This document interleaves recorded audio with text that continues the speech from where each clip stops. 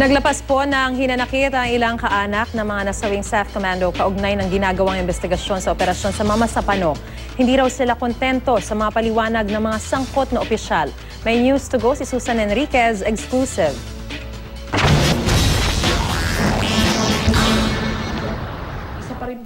Hindi pa rin naibsa ng sakit na dinadala ng pamilya ng mga nasawing SAF Commando mag-iisang buwan na matapos mangyari ang madugong labanan sa Mama Sapano, Maguindanao.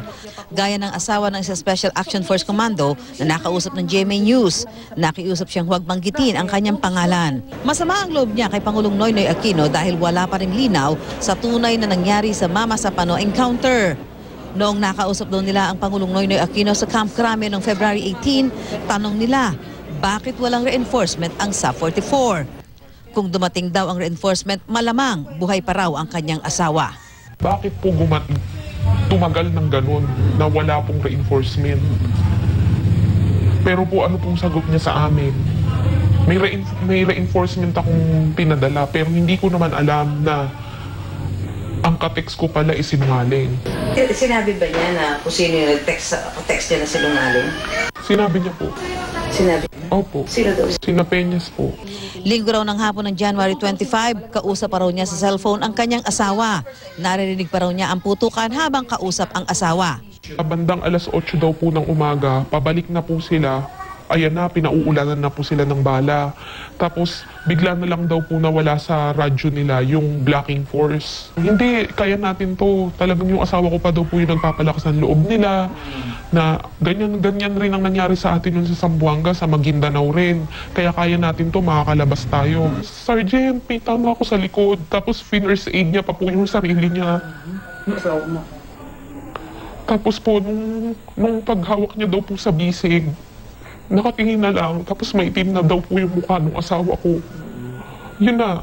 Sa gitna ng mga investigasyon, hindi sila naniniwalang lalabas ang totoo hanggat hindi raw nagsasabi ng totoo ang sinibak na SAF Director na si Chief Superintendent Getulio Napeñas. Gusto ko lang pong iparating kay Napeñas, okay lang ba sa'yo na ganyan? Mga anak mo yan eh, mga tao mo yan eh, mga tao mo yan mga pinatay. Ilang pamilya po ang naulila, 44.